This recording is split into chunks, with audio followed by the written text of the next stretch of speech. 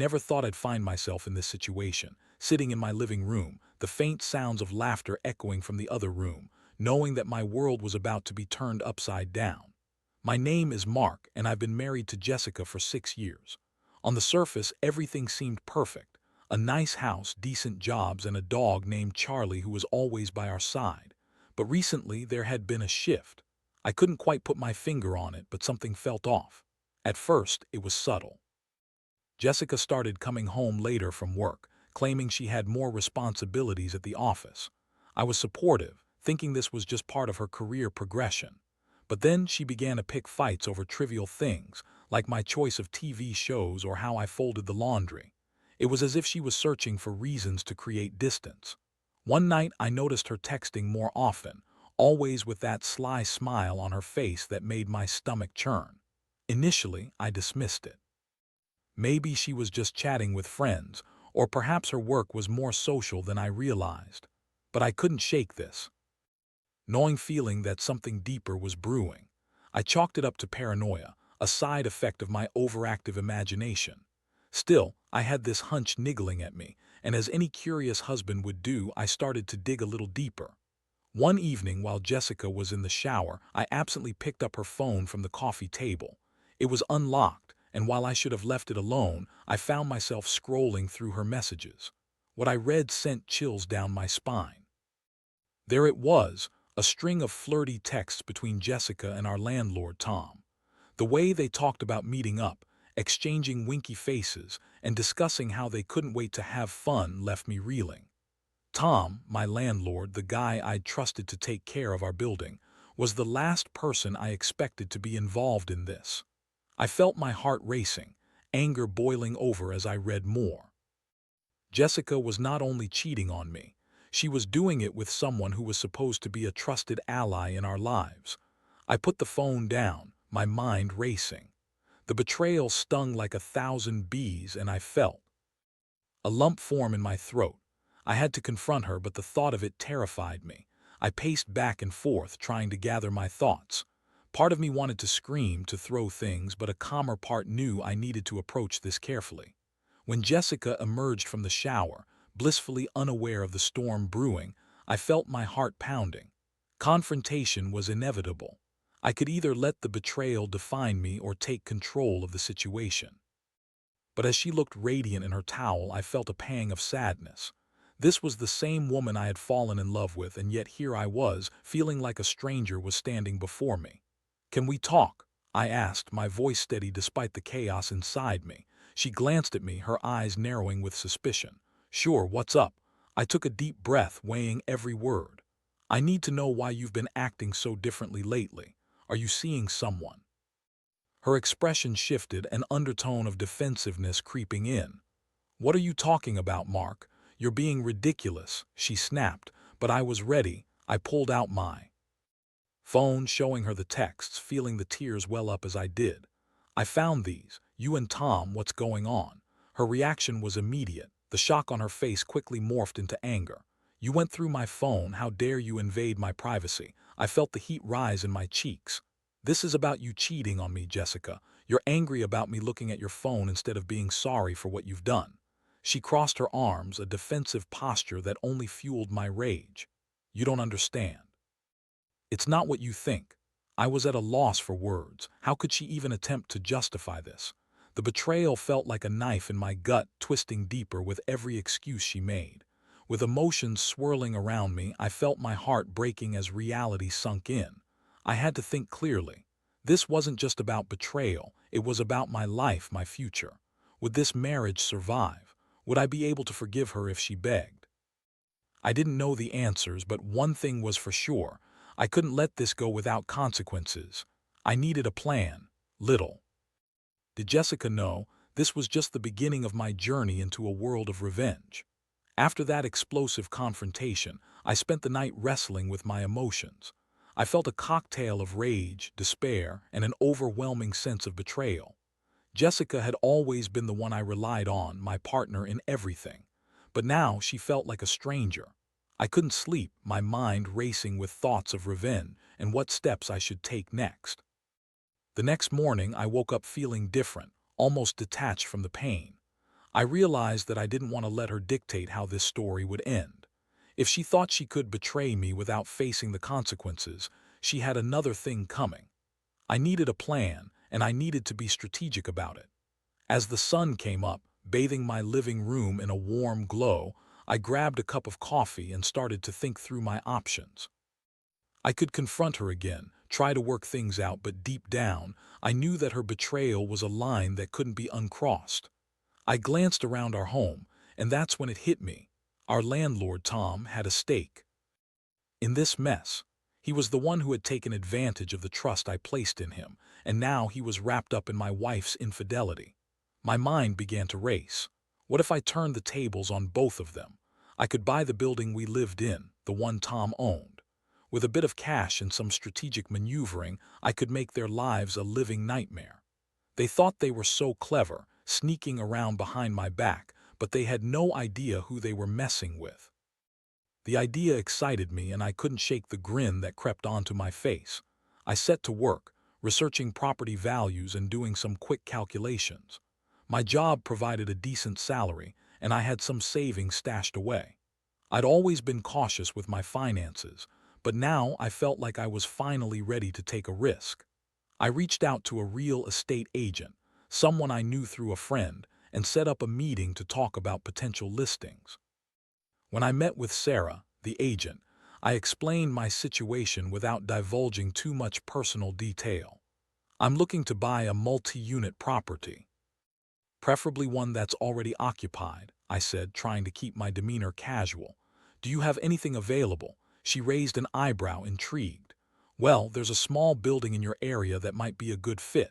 It's a bit dated, but it has potential, and the current owner might be willing to negotiate. I felt my heart race. What's the catch? I asked, already preparing myself for the inevitable downsides. The owner is an investor who's been known to let things slip with maintenance. Tenants have complained about the landlord, but it's mostly cosmetic issues. Perfect, I thought. If I could buy this building, not only would I be putting myself in a position of power, but I'd also be giving Jessica and Tom a taste of their own medicine. I imagined their faces when they realized I was their new landlord, and I couldn't help but chuckle at the thought. I spent the next few days gathering documents, securing financing, and working out the details of the purchase. I was getting nervous, but the adrenaline pushed me forward. I felt like I was reclaiming my agency. This wasn't just about revenge, it was about taking control of my life once again. I dove into the paperwork, my heart racing every step of the way. Meanwhile, Jessica continued to act as if nothing had happened. She'd put on her happy face, pretending we were still a couple while having casual encounters with Tom. It was infuriating. Every time she would smile at me or ask about dinner plans, I felt a wave of nausea wash over me, knowing what was really going on behind my back. Finally, after a week of negotiations, everything fell into place. I was officially the owner of the building where we lived. I felt a mix of triumph and anxiety as I signed the final documents. There was no turning back now. I couldn't wait to execute my plan. Once the deal was sealed, I set my sights on my next step: eviction. I knew I had to play the long game. I had to be careful about how I approached this, as I didn't want to reveal my hand too soon. I decided to wait a few days, allowing Jessica to continue her charade while I lined up everything I needed. That weekend, I invited some friends over under the guise of having a housewarming party. I told Jessica it would be fun and that we could celebrate our new place. I could see the skepticism in her eyes, but she reluctantly agreed. Little did she know, I was about to unveil my master plan, and it would be a party neither she nor Tom would ever forget. As my friends arrived, I put on a show, greeting them with smiles and laughter. I could feel the tension building inside me, knowing that soon I'd be taking the first step in dismantling my wife's and my landlord's happy little affair. The thought of watching them squirm was intoxicating, and I couldn't help but relish the moment. That night, after everyone had left, I sat in the living room, alone with my thoughts. In a few short weeks, Jessica and Tom would find out just how serious the consequences of their actions could be. I was ready to execute my revenge, and nothing would stand in my way. The next chapter of this twisted tale was about to unfold. The days that followed were filled with an exhilarating mix of anticipation and nervous energy. I had become a man on a mission, but there was a fine line between excitement and anxiety, and with each passing hour, I could feel the tension building. I was now the owner of the property where my wife was cheating on me with my landlord, and soon the tables would turn. I decided to take advantage of my new position. The first thing I did was to notify all the tenants about a mandatory meeting to discuss some upcoming changes. I could see the confusion on Jessica's face when I mentioned the meeting at dinner one evening. "What changes?" she asked, raising an eyebrow. "Just some routine updates," I replied casually, trying to suppress a grin. Her suspicions were growing, but I was determined to keep her in the dark for a bit longer. I needed her to feel comfortable, to continue the act that everything was normal while I orchestrated my plan. The meeting was set for the following Saturday, and I spent the next few days preparing. I wanted to ensure that not only would this be a chance for me to assert my authority, but it would also be the moment when I would drop the bombshell about the eviction notice for Jessica and Tom. I compiled the necessary documentation and made sure everything was in order. As the day approached, I found myself pacing around the apartment, imagining their faces when I revealed the truth. I couldn't help but feel a surge of satisfaction. This was going to be my moment, a final act of defiance that reaffirmed my strength and resolve. Saturday finally arrived, and with it came a flurry of nerves. I dressed sharply, wanting to present myself confidently to the tenants. I took one last look in the mirror, straightening my tie as I prepared to step into my new role. I was no longer just Mark, the husband. I was Mark, the landlord. As the tenants gathered in the lobby, I could see Jessica standing among them, her expression a mix of confusion and concern. She had no idea what was about to happen. I took a deep breath and introduced myself, presenting the meeting as a chance to share some important updates about the building and the management. "Thank you all for coming," I began, trying to keep my voice steady. "As you know, I recently acquired this building and I wanted to take a moment to discuss some changes that will be taking place." The murmurs in the crowd quieted as they leaned in, curious about what I had to say. "I understand that some of you have had issues with the previous landlord," I continued, feeling the tension in the room. "I want to assure you that I am committed to improving your living conditions and maintaining this property." Jessica looked increasingly uneasy, glancing at me with a mixture of curiosity and anxiety. I pressed on. That said, I also need to address some matters regarding tenant agreements, specifically concerning those who have violated their leases. The moment I said those words, I could see Jessica's face pale. She knew what was coming, and it felt electrifying to be the one in control. "Jessica, I'm talking about you. Effective immediately, you and Tom will be receiving eviction notices." The gasps from the crowd were almost symphonic, and I couldn't help but relish the moment. Jessica's eyes widened in disbelief. "What? You can't be serious," she yelled, her voice cracking. "You can't do this." "Oh, but I can," I replied, my voice steady. Despite the rising tension, as the new landlord, I have every right to terminate leases, especially when one of the tenants has been caught violating the trust of this community. Tom, who had been standing near the back, stepped forward, anger radiating off him. "This is bullshit. You can't just kick us out." I leaned back slightly, enjoying the view. "I'm afraid I can," I said. "You both seem to have forgotten that your actions have consequences. You've betrayed my trust, and now you'll be facing the repercussions." Jessica looked desperate, her eyes pleading as she turned to me. "Mark, please, we can talk about this. It's not what you think." I shook my head, feeling a sense of clarity wash over me. "No, Jessica, it's exactly what I think. You chose to betray our marriage. You chose to get involved with someone who was supposed to be a friend. You're getting evicted, and I'll be hiring a moving company to assist you." The room buzzed with whispers and shocked expressions. I could almost feel the weight of the moment pressing down on me. I had taken a stand, and I was ready to see it through. Jessica was no longer the person I thought I knew. She had become someone I needed to cut out of my life. As I finished the meeting, I could see the anger and despair etched on Jessica and Tom's faces.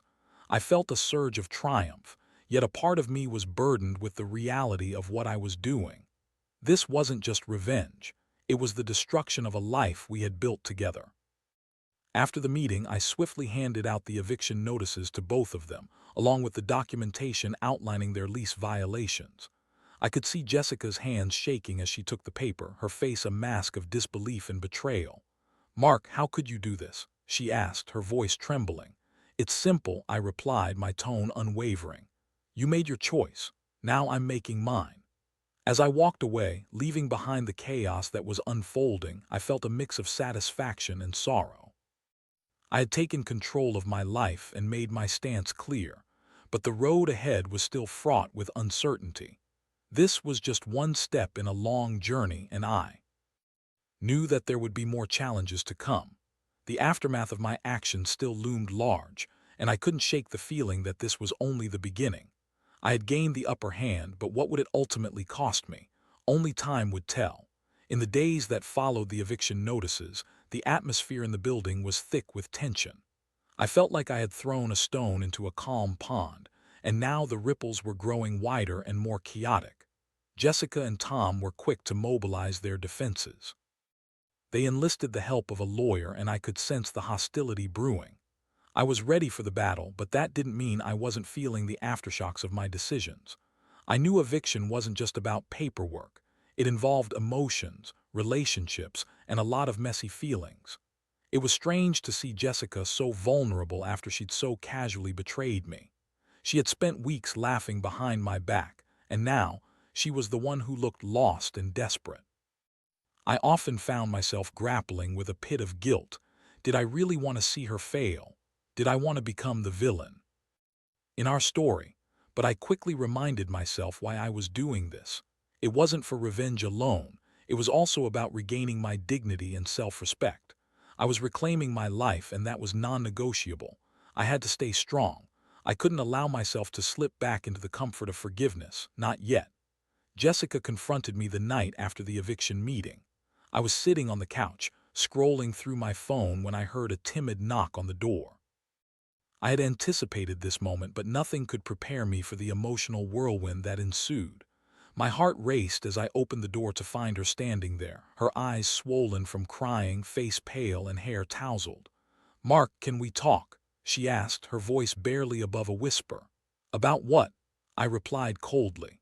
"How you've been cheating on me, or how you plan to fight the eviction, because I can't see how any of that is worth talking about." She flinched at my words, and I could tell she was struggling to maintain her composure. "Please," she pressed, stepping inside and closing the door behind her. "Just hear me out." I crossed my arms, a defensive posture I couldn't shake. "You've had your chance, Jessica. You made your choices. Those were mistakes," she insisted, her voice rising. "You don't understand the situation I was in. I didn't mean to hurt you, it just happened." "It just happened," I scoffed, incredulous. "This wasn't a mistake, Jessica. You chose to sleep with my landlord. You chose to betray me. You made that decision over and over again. What do you want from me, Mark?" She snapped, frustration bubbling over. "Do you want me to grovel? Because this isn't who I am. I'm not a bad person." I took a deep breath, feeling my anger simmer. "No, you're not a bad person. You just made a terrible choice and had no regard for how it would affect me." Her eyes darted around the room before settling on me, and for a moment I thought I caught a glimpse of the woman I loved. "I know I messed up. I know I hurt you," she said, her voice softer now. "But can't we work through this? We can go to therapy, talk it out." "I'll do anything." I felt the walls I had built around my emotions begin to crack. Part of me wanted to believe her, wanted to go back to the way things were, but I couldn't let myself forget the pain she had caused. I shook my head, resolute. "No, Jessica, this isn't something we can fix. You've crossed a line that can't be uncrossed. I've already made my decision." Her expression shifted, a mix of anger and desperation. "So that's it? You're just going to throw everything away?" "Just like that?" "It's not that simple," I said, my voice steady. "But I have to think about my future now. I can't live with someone who's betrayed me on this level. I deserve better." Tears streamed down her cheeks as she looked up at me, and I could see the realization wash over her. She had taken me for granted, thinking I would always be there, willing to forgive her, but I wasn't that man anymore. "Mark, please," she said, her voice cracking. "I can't lose you. I don't want to lose everything we've built together." "But you already have," I replied, my heart heavy. "And now it's time for you to face the consequences of your actions." I watched as she turned away, her shoulders shaking with quiet sobs. It hurt to see her in pain, but I knew I had to stay strong. This was the moment of truth for both of us. She needed to understand that actions have consequences, and my decision to evict her was the first step toward reclaiming my life. After our conversation, I felt a mix of relief and sadness wash over me. I had stood my ground, but a part of me still mourned the loss of our relationship. It felt like I was watching the slow unraveling of a dream that had once felt so real. I knew I had to stay focused on my goals, but the emotional toll was becoming harder to bear. The next morning, I woke up with a sense of determination. I had to prepare myself for the challenges ahead. I knew Jessica and Tom would likely fight back. They would do everything possible to keep their residence, and I had to be ready for whatever they threw my way. I spent the day gathering information about tenant rights and eviction laws, making sure I had everything I needed to defend my decision. I was prepared for the battle, armed with knowledge and the fortitude to see it through. I recalled all the reasons I had taken this path in the first place and steeled myself for the next phase of my plan. But as I sat at my kitchen table, combing through legal documents, a part of me couldn't shake the feeling that this was a fight I would never truly win. Even if I succeeded in evicting them, I would still be left with the emotional wreckage of my marriage. I had taken control of the situation, but at what cost? I needed to remind myself why I was doing this. It wasn't just about revenge. It was about reclaiming my life, my dignity. I had to push through the pain and focus on the future. As I closed the files on the table, I took a deep breath, ready to face whatever came next. The days turned into a blur of legal jargon, meetings with my lawyer, and watching Jessica and Tom scramble for a way to counter my actions. They had hired a lawyer of their own, and soon I found myself in the midst of a legal battle that felt surreal. It was like a bad dream that I couldn't wake up from. Seeing Jessica sitting across the table from me in the courtroom, her eyes filled with determination and desperation, made my heart ache. This wasn't the woman I had married. This was a stranger fighting to protect a lie. As the hearings progressed, the tension escalated. Jessica's lawyer tried to paint me as a villain, claiming I was using my newfound power to inflict emotional pain rather than acting in the best interests of the tenants. It was infuriating. I wanted to stand up and scream that this was about my betrayed trust, not some petty power struggle. But I kept my cool, knowing that I needed to remain focused on the goal at hand. The courtroom sessions were draining. I listened as the lawyers tossed around accusations and counterarguments, each exchange a reminder of what we once had and what was now irrevocably broken. Jessica tried to maintain her composure, but I could see the cracks forming in her facade. The stress was taking its toll on her, and while part of me felt a twinge of sympathy, the larger part of me felt justified. One afternoon, after a particularly heated session, I found myself sitting in a small cafe near the courthouse, nursing a cup of coffee and trying to process everything. That's when my phone buzzed with a message from an unknown number. I hesitated for a moment, but curiosity got the better of me and I opened it. "Mark, it's Jessica. Can we talk, please? I need to explain everything." I stared at the screen, my heart pounding. Talk. What could she possibly have left to say? I felt a rush of anger and confusion, but beneath it all, I also felt a pang of longing. I had loved this woman, and despite everything, a part of me was still mourning the loss of our marriage. After a moment of deliberation, I decided to respond. "What's there to talk about? You've made your choice. Please, just hear me out. I'll meet you wherever you want. I need you to understand." I knew I was playing with fire, but a part of me wanted to hear her out. Maybe I needed closure. Maybe this was just one last attempt to understand the depths of her betrayal. I replied, "Fine, let's meet at the park tomorrow afternoon." The next day I arrived at the park feeling a whirlwind of emotions. I watched as Jessica approached, her face etched with a mix of determination and vulnerability. She looked different, more haggard, like the weight of our situation was finally sinking in. "Thank you for meeting me," she said, her voice shaky. I nodded, unsure of what to say. Part of me wanted to rail against her, to tell her how deeply she'd hurt me, but another part was curious about what she had to say. "I know this is all my fault," she began, her eyes welling with tears. "I never wanted to hurt you, Mark. I don't even know how it happened with Tom. It was stupid and reckless." "Stupid and reckless, that's an understatement," I replied, my tone sharper than intended. "You made a choice, Jessica. You chose to betray my trust in our marriage." I know," she exclaimed, her frustration bubbling over. "But please let me explain. I've been feeling so lost and alone for a while. When Tom showed interest in me, I thought it was a way to escape that loneliness. I never meant for it to get out of hand." Her words hung in the air, and for a moment I felt a flicker of sympathy, but I quickly shut it down. "How does that excuse your actions? You could have talked to me, but instead you chose to cheat." "I was scared, Mark," she shot back, her voice breaking. "I thought I could make things better on my own. I didn't realize how much I was throwing away." There was a raw honesty in her voice that pulled at my heartstrings. I wanted to believe her, to think that she regretted her choices, but the reality was overwhelming. "You can't just erase what you did. I can't trust you anymore." She looked down, defeated. "I know, I just wish I could take it all back. I've been so stupid. I never wanted this to happen."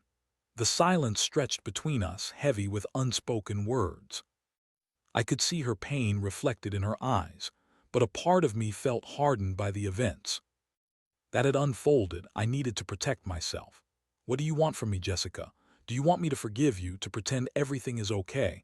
"No, I just want you to understand how sorry I am," she pleaded. "I want to make things right. I want to fix this."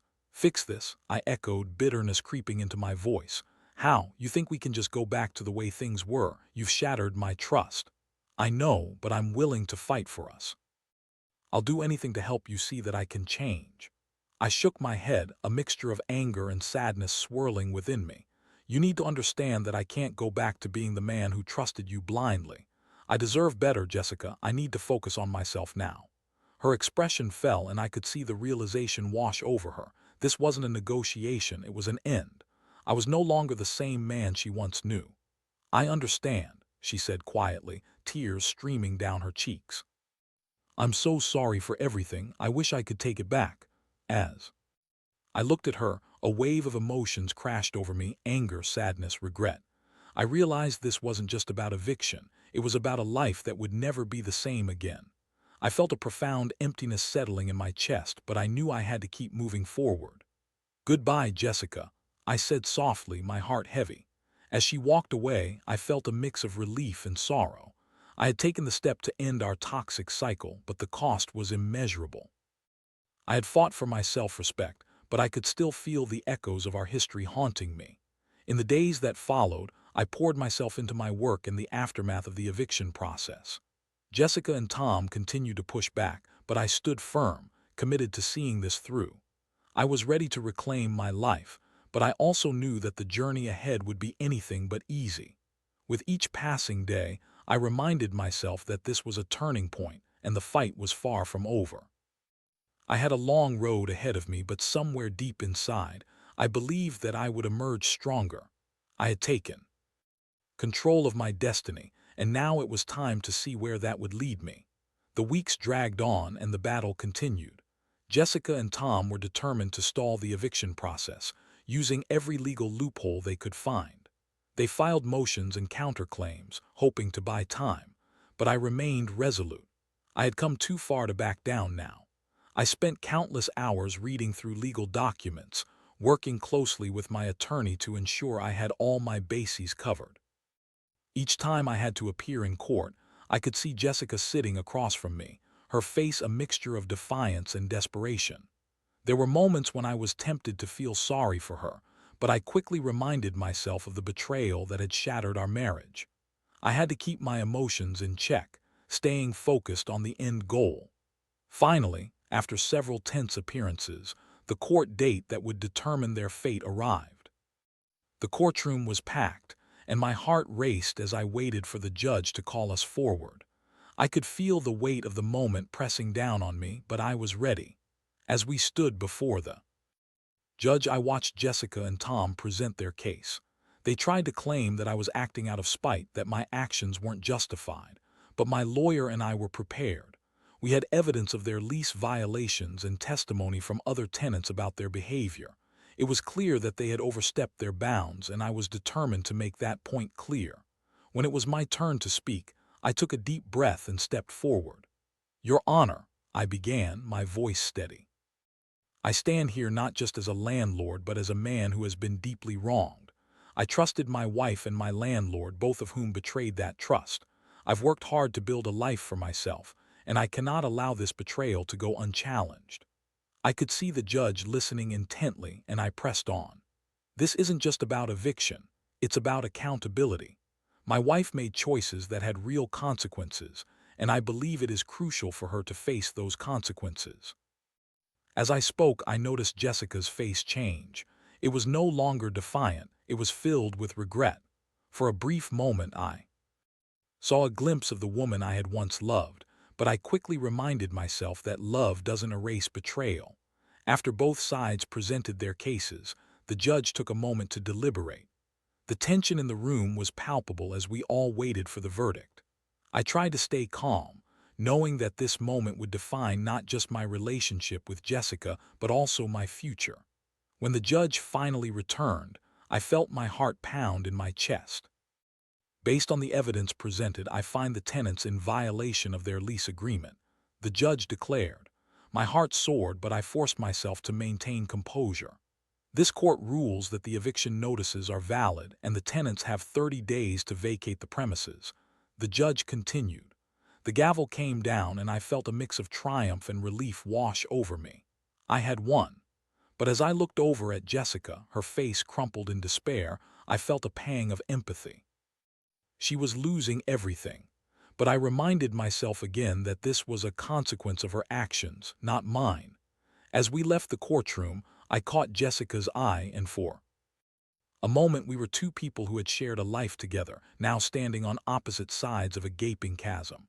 I'm so sorry, Mark, she said, her voice barely a whisper. I know you are, I replied, my tone softening despite the circumstances. But sorry doesn't change what you did. With that, we parted ways, and I felt a sense of finality wash over me. I had taken back control over my life, but the emotional toll lingered. The journey hadn't just been about revenge. It had been about healing and rediscovering my own strength. In the weeks that followed, I focused on rebuilding my life. The weight of the betrayal began to lift as I threw myself into work and began to explore new interests. I found comfort in running, spending time with friends, and taking my dog, Charlie, out on long walks. I was learning to enjoy my own company again. I also took steps to ensure that the building was a better place for the remaining tenants. I made improvements to the property and worked on building a better relationship with them. It felt good to know that I was making a positive impact on their lives, something I had lost sight of during the chaos. As I moved forward, I reflected on the lessons I had learned. I had discovered the importance of valuing myself and not being afraid to stand up for my worth. I had learned that trust, once broken, is hard to mend, and that sometimes the hardest decisions lead to the most essential growth. In time, I found closure. The pain of the betrayal would always be a part of my story, but it no longer defined me. I was moving forward, ready to embrace a future filled with possibilities. I had taken my life back, reclaimed my self-respect, and learned that sometimes you have to fight the hardest battles to find your way home.